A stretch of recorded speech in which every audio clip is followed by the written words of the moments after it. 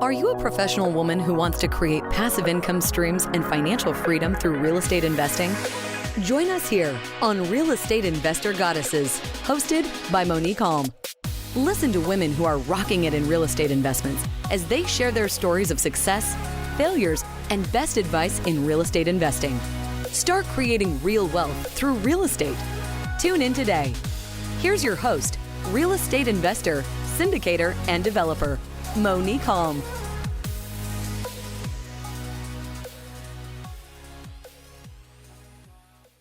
Welcome to the Real Estate Investor Goddesses podcast. I'm your host, Monick Halm. On this show, I interview badass women real estate investors, women that are crushing it in the real estate investing space. And I am super excited to have with us today Elizabeth Cordero, who is certainly no exception to the badass role. She's really badass. And what I love about her story is that she has a story definitely of rags to riches, of coming from, really, really challenging circumstances and being hugely successful.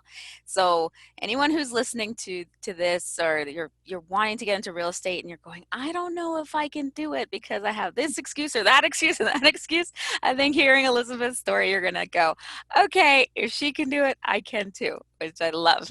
She has definitely not traveled an easy road to success and financial security. She grew up in Mexico as the youngest born to a single mom. At the age of 14, she and her older sister successfully completed a dangerous border crossing into the United States. Though she started her life in the U.S. with no worldly possessions, no money for food, and no ability to speak the language or even know the currency, she has overcome obstacles that would have caused many to give up. She's achieved financial security and established a multifaceted set of business profit centers in the state of Utah, which range from cleaning businesses to real estate sales, flipping homes, and investment activities. She recently won the prestigious 40 Under 40 Award in the state of Utah. The annual 40 Under 40 program honors Utah's up-and-coming professionals rising through the ranks at record speeds. She's also nominated as one of the best Hispanic real estate agents by NAHREP Salt Lake City chapter. In her first year of real estate, she was accepted into Goldman Sachs 10,000 businesses and women on banking program. She's like crushing it. She's being recognized. She's amazing. And I'm super excited that she is here. Welcome, Elizabeth. Thank you so much. I feel very honored to be here with you today and for allowing me the opportunity to speak to your audience about, I guess, my journey to real estate investing. Well, thanks for being here. Like I said, you have a super inspiring story, and I'm excited to share it with our listeners. Talk to us about how you even got started in real estate investing. I mean, you were here, you're an undocumented immigrant. Tell us how you got started. So one of the things that I want to mention is that, first of all, I'm a resident now, for those that wonder. But I was undocumented in the United States for about 20 years.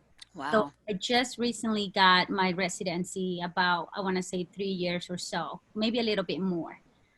This whole time I started a cleaning business because I didn't know, I couldn't get a job. I would get fired from job to job because they wanted to hire me because I was a hard worker. But then they'll call me, when my paycheck came and said, hey, you need to go and fix your social security number. And most people thought that I would go to an office and I would get it fixed, right? The reality was I couldn't because, as you read in my bio, I actually came undocumented and I crossed the border with my oldest sister. I was 14 at the time. Wow. And so I started with this cleaning business, and because I had done a cleaning job before and I was making about $6 to $8 an hour, I was very frugal, so I worked a lot. When I had my cleaning business, it started growing more and more and more to a point that I was making probably as much as professionals were, right? But I was still living with a $6, $8 amount, right? So I started saving. And the very first time I got a home, this is actually a pretty awesome story. I love telling this story because it's very inspiring. So I try to be my loan officer, okay? Mm-hmm. So I would go bank to bank telling them, to give me a loan, because in my ignorance, I was thinking that they wouldn't know that I was undocumented. So I would go and give him all these documents, every single one, and every single time I got denied, because obviously they knew, but I didn't know. I was hoping that they wouldn't know. So I had a friend that told me, hey, there's this bank, this credit union, and they're still giving loans with an ITIN number. And an ITIN number is a number that you get when you're undocumented, and that's for you to pay taxes. So we do pay taxes, contrary to what people believe. And I was like, really? At that time, I had already been to like 12 different banks, given all these portfolio, these documents. So I was done. And I said, I'm going to give it one more try. So I went and I go to the bank, and there's this guy, his name is Chris. He's no longer at the bank, but at the time, and I was done. So I said, Chris, I'm undocumented. I have an IT number. I'm self-employed, but I want to buy a house. And Chris says to me, it's okay. He said, but we only give loans with 20% down. And this is in about 2010 when the market had crashed. And so he said, it's fine, but you need 20% down. And I said, well, I have 60. I didn't even know, like, I was so naive. I didn't even know how much 20% was. So I said, I have $60,000. At the time, the houses were worth like 120. I bought the first home at 130,000 back in 2010. And the house had actually, was worth like 180 before they crashed. And so he immediately said, yes, I'll give you a loan. So my realtor was somebody that I cleaned the house for, okay? And so this whole time, I'm worried that he's gonna find that I'm undocumented, and he's gonna tell his family members, and I'm gonna lose my job, like cleaning houses, because I don't have documents. I didn't know anything about real estate. So then eventually we go to the closing table. I found the house. I waited for a little bit because it was repossessed. And then when we're at the closing table, the escrow officer, she tells me, okay, she's like, where did you get these $60,000 from? And I said, oh, I saved them, and she's like, where's your green card? I need your green card. And I didn't have one. And I said, oh, I don't have it right now. I said, let me go get it and I'll be right back. But I was afraid that she's going to call immigration, this whole time, anywhere I speak, I had this trauma about being deported. Like, I would fear deportation like no other. Like, people fear getting into real estate. That's how I fear, deportation. Sure, so, makes sense.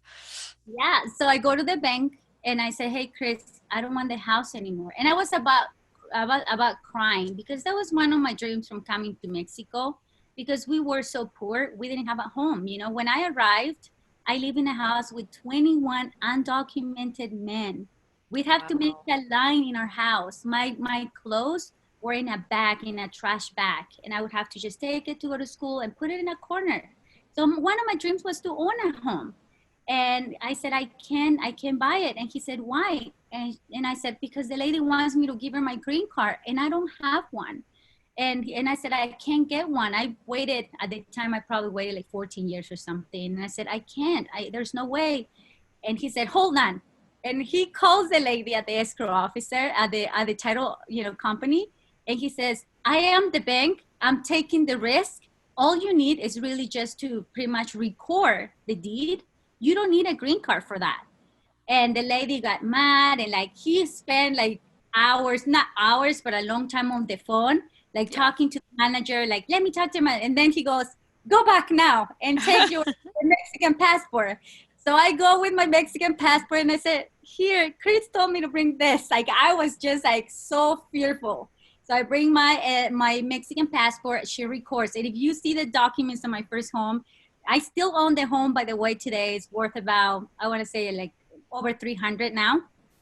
And nice appreciation. Yeah, you can see how my signature is just shaking, right? So eventually I get a HELOC on that home. And then I buy a second home for $80,000 that today's worth about $280,000. I bought it in a really good location. Just you can walk to a college. And then I paid it off. And then I bought a third home and I paid it off. But the third home had a bad foundation, and the realtor didn't tell me. So I ended up losing money on that one. because I was worried about the foundation.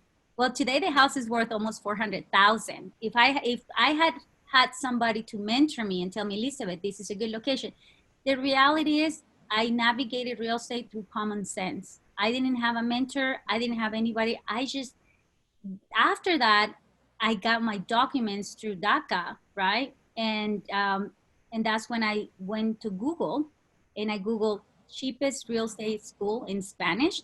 And that's how I actually got into real estate. Just looking, going to a class that was teaching about real estate. And then I got my license and I started selling homes for people. And one thing led to the other. I started going to the investor associations and I started hearing guys saying, "Oh, we make 60,000, 100,000, 300," and I was just dreaming. I'm like, is that even possible?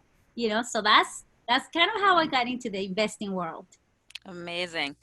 And so these first properties that you got, then you started, you bought them and you would rent them out, and then you just kept growing that way. Yeah, correct. So in fact, the very first home I had, that was my home, that one had a basement. And so immediately I went in and I fixed up the basement and I rented it out. And I would even rent the rooms that I was living in. And before that, I had a mobile home. I lived in a mobile home, by the way. Before the house, I was living in a mobile home. And before the mobile home, I lived in an apartment. And before the apartment, I lived in a room. And before the room, I lived in a living room. So I seen the transition from one to the other. Today, I live in a really nice home, of course, but yeah, so I rent them out. And some of these investments have been, I've helped my family as well, where I let them live for free, so that they help themselves out as well. Because I believe if you do great, you can help others do great Yeah, as well. So beautiful. I love that. And what are your current investments? I think before we started recording, you said you were looking. Tell us what you're doing right now. so right now, I just closed on a property and I got $180,000. These are properties, by the way, that I used to buy. When I started real estate, everybody knew I was naive. Everybody could tell I don't know anything because I just didn't. They would sell me properties that at the time weren't as great investments, but they were still better investments than the regular people buy out there because I was buying from wholesalers. I was already doing something without kind of getting the understand, kind of not understanding. And so anyway, I bought those properties. At the time they were not so great. It was just common sense. And so today I'm selling all those houses and they're all about 180 to 150,000 in profit. And I'm taking that money and I'm moving it to a bigger building, probably a 22 door, 25 door. I am looking out of state as well. I've done deals in Houston, Florida, Utah, and I'm actually tomorrow I'm going to go to Idaho and check their market out as well. So that's kind of what I'm working on right now, just selling everything, having liquidity, and moving into a bigger. Because what I realized pretty soon is it's the same amount of work, right? If you call it a contractor and say, pay me one room, but if you tell him pay me 20 rooms, he's probably not going to charge you as much more because he's already there, he's already set up. And I think it's a lot better. So that's kind of where I'm at today. Beautiful. Okay, so I want to ask you a question that I ask all my guests because I think we learn so much more when things don't go right than when they do. So what was your biggest mistake and what did you learn from it? Oh, I thought about that.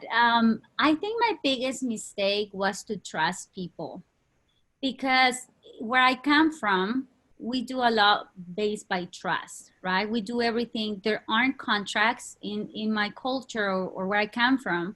Your word is what counts.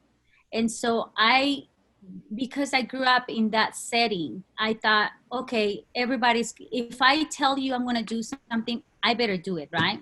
I've done things out of the ordinary because I said I would do something. Yeah.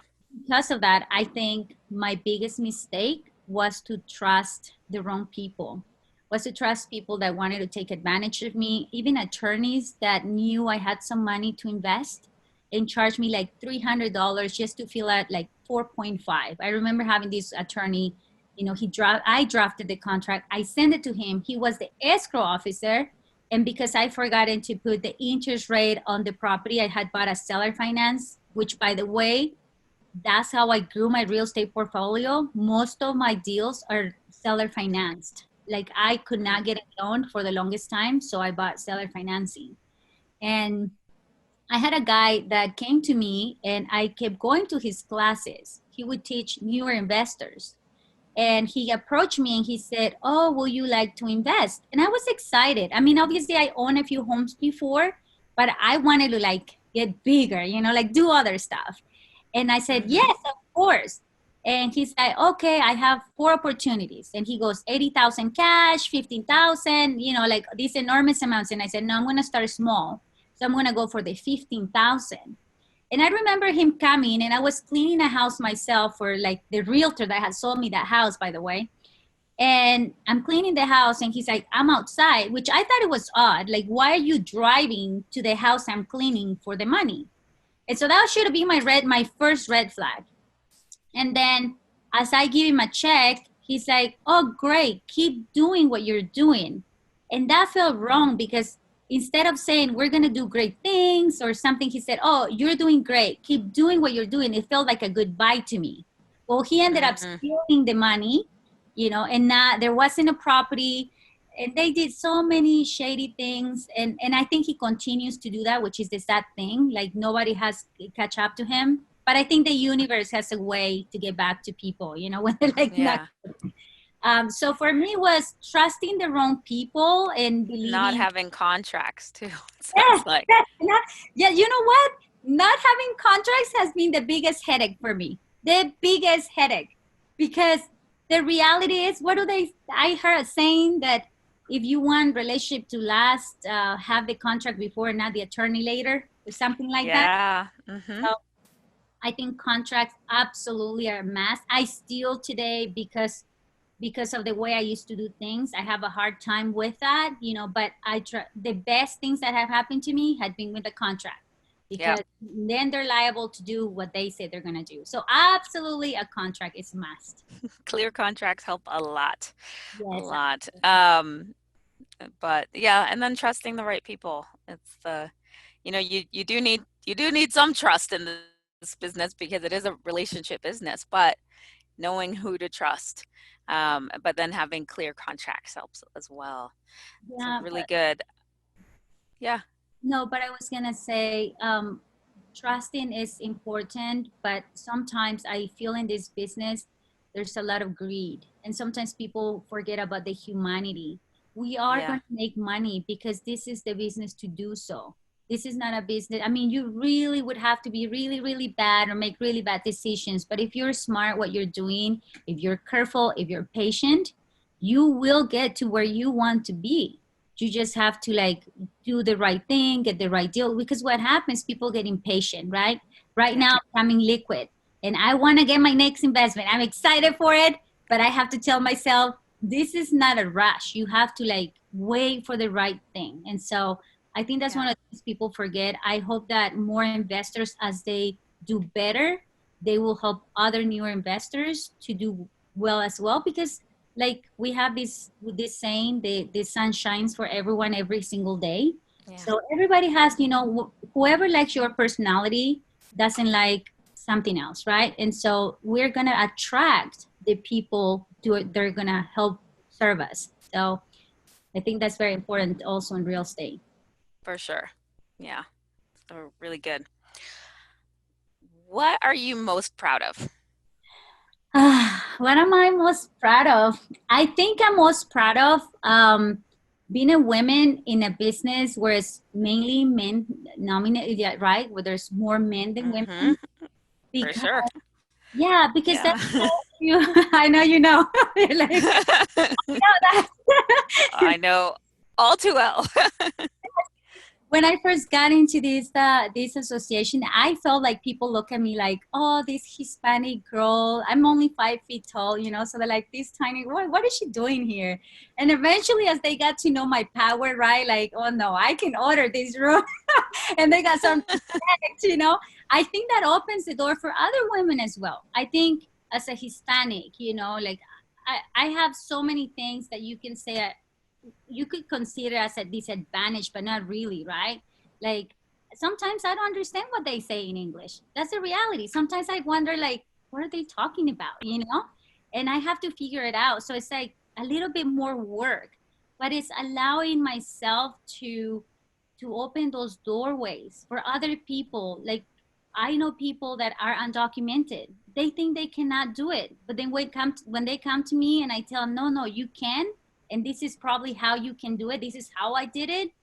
That gives me the most, you know, like that makes me feel the most, I guess, the most good or whatever. But uh, Most proud. Yeah. yeah, I think that's a proud moment. But the reality is, coming from a place where I come from and not having as much, I think this is weird. This is a weird thing, and it may be just mine. But when I go to the grocery shopping, okay, and I'm able to pick whatever I want to eat, and not having to worry about not having to eat tomorrow, I think that makes me the most proud. And being able to help my family and being able to help those people. Like I just went back to Mexico. I brought a lot of stuff for people, and people were so happy. And I knew in that place there was somebody that was my friend when I was growing up. They're still very poor.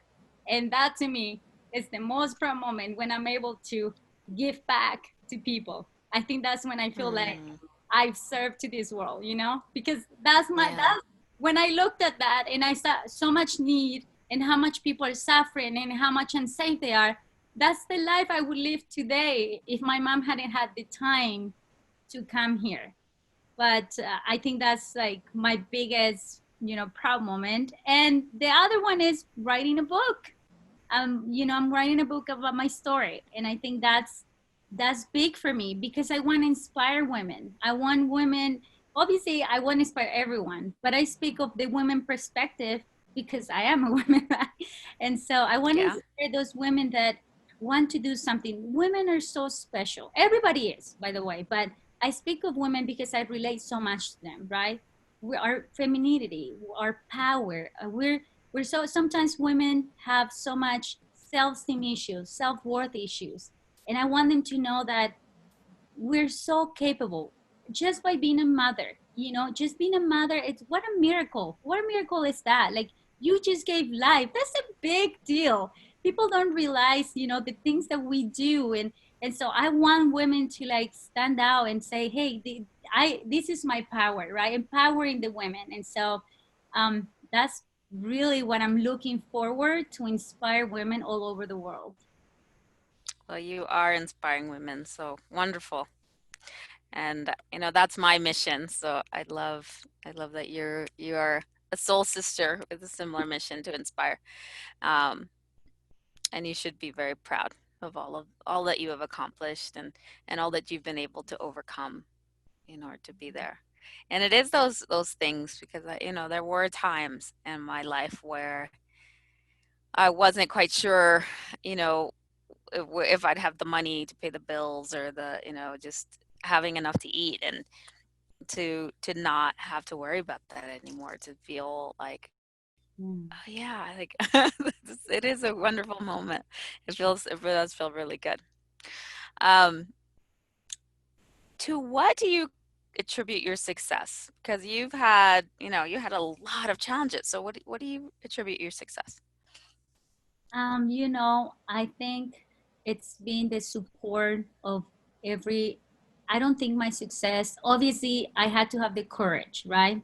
You have to have the belief in yourself that although you're gonna get into something new, because everybody's scared of the new thing, right? What if that? I think having the faith in myself, even though I was going through my own struggles personally, I had a lot of traumatic personal experiences. Even I still believe that I could do it. And I think that's, and also the help of other women, right? Other women, I have a friend of mine, she would always tell me, like, you can do more. She told me so much that I started believing it. I did not believe in myself. She told me, you got to get into something new. And she's kind of like, she has very high, what's the word? Very high intuition. And Mm. she told me, I feel you're gonna get into something different. And she's like, I think something with houses. And I told her like, no, I don't think so. She's like, why not? And she's like, don't you believe that you can do it? And I said, well, I have no education, right? I already have a lot of things that I'm responsible for. I have things to pay. If I leave my cleaning business job for the money I make, I don't think I'm gonna find any other job that's gonna pay me as well, right? And she kept telling me, no, you got to have faith, you can do something better. And it was those women, encouraging me. I have a beautiful family. My mom's story is beautiful. She went through a hardship. She sold everything we had, and we didn't have much, so that she could come to the United States for us. She came before we did. And my uncle said, come, I'll help you. And when she was at the border, he left her there. He just left her and said, no, I can't help you. So she had to convince the smuggler to cross her across the United States without money. Try doing that. Wow. That is unheard of.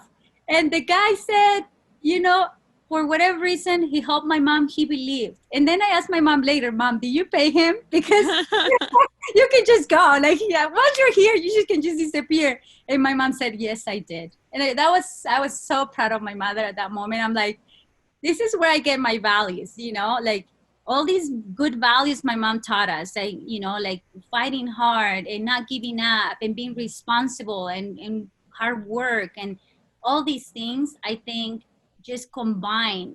And then with the help, and sometimes you don't need financial help. Sometimes all you need is emotional help. Somebody that can tell, Somebody believes in you. yeah, you can do it. You know what? At the beginning, when I was doing my cleaning business, even my family was afraid. They even doubted, don't do that. That's like, we don't do those things, we just get a job and we stay there forever. And I said, no, no, we can do this. And I was a little sad that they didn't have faith. But then eventually, as they started seeing me more and more and more, they're like, oh, this is possible. And now they get inspired. Now they're like, I want to do this too. And I'm like, yeah, do it. So I think it's a mixture of a lot of things. It's a mixture of a good advice. It's a mixture of a good book. It's a mixture of your own values. And it's a mixture of like just a lot of things together. Love it.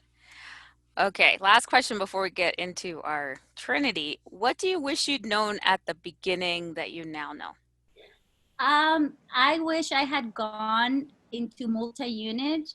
I think it's a more lucrative market in real estate. Obviously, I wish I known the values of the homes. I wish I known more wholesale.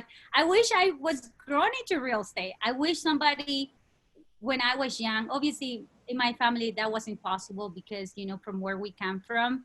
But I see young kids growing up in real estate, and I'm like, what a blessing! They're young Yeah. and they have their parents teaching them like do this, do that. They become agents, and they get to play a little bit about that. So I wish I had had a mentor, somebody that I could trust. I remember asking someone one time and saying, hey, there was this duplex I wanted to buy. And he was my friend. And I said, hey, what do you think about this property? And he said, no, this is not good. This is so run down, blah, blah, blah.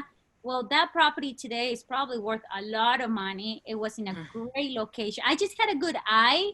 I just didn't trust myself enough to like go for it because I didn't know. And some other people brought me really great deals and I was too afraid. I'm like, oh, what if this? What if that? So I wish I had had a little bit more faith, A mentorship. mentorship, a lot of things. I wish I had it all before. But I think mainly it's the mentorship that I was lacking. Yeah. Somebody that guided me through the whole way. Yeah. Mentorship is so crucial. Um, okay, before we get into our famed end of show Trinity, which is a brag, a gratitude, and a desire, how can people connect with you if they want to find out more about you and what you do? They can find me on all social media.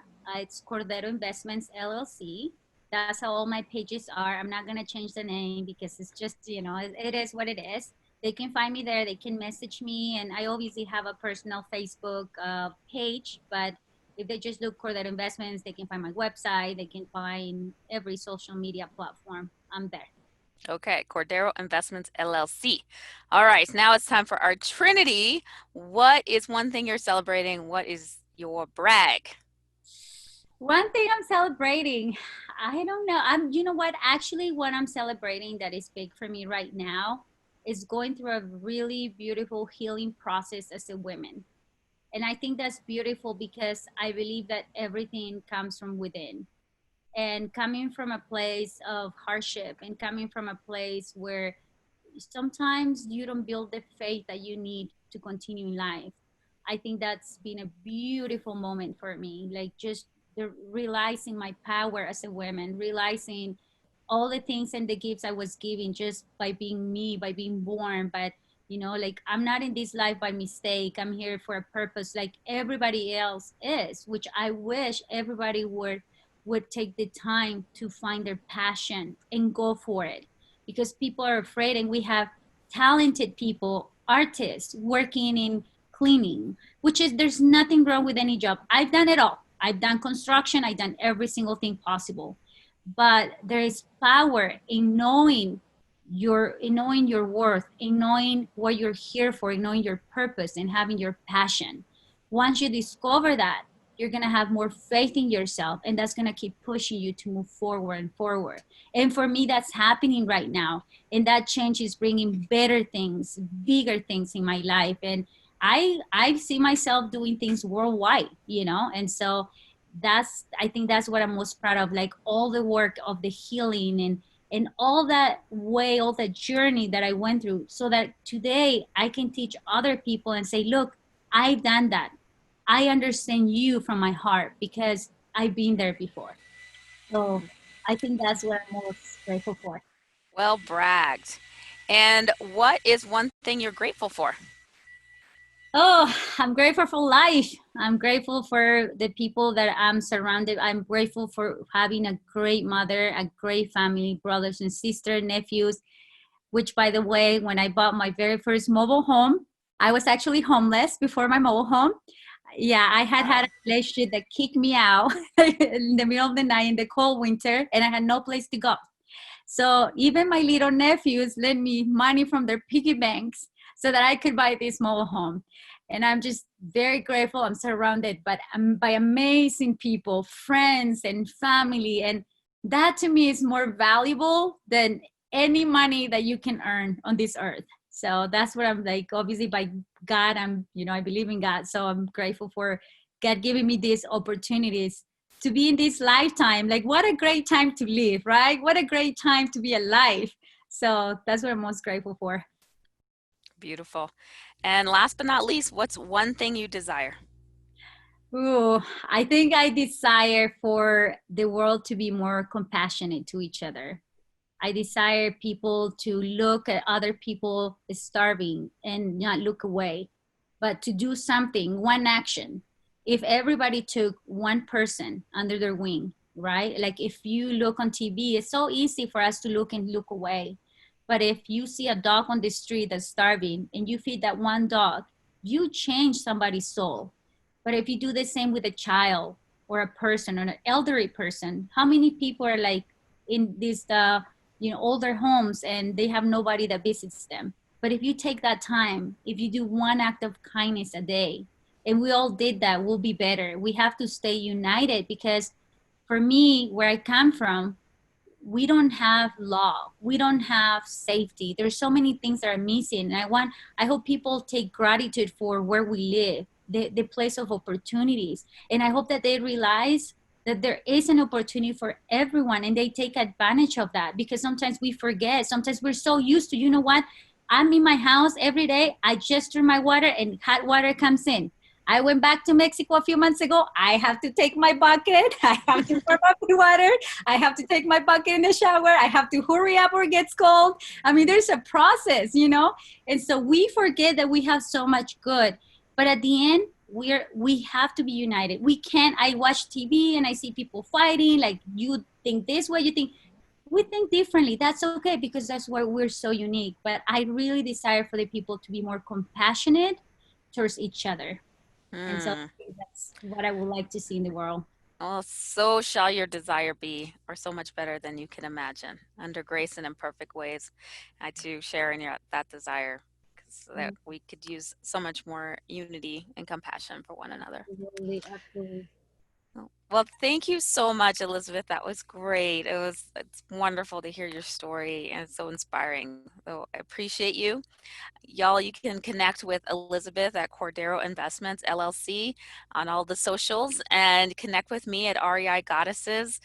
There you can find, if you go to reigoddesses.com, you'll find out about our investor club, our mentorship, get into our community of thousands of women investing and supporting one another. So go to reigoddesses.com for that, and join us next week for another amazing Real Estate Investor Goddess podcast interview. Bye-bye. Bye.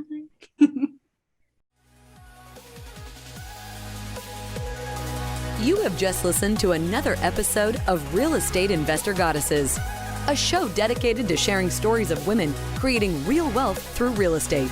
If you found value on what you just heard, feel free to share with your friends. Visit us at reigoddesses.com to learn more about our programs and live events, as well as to access other resources. Until next time.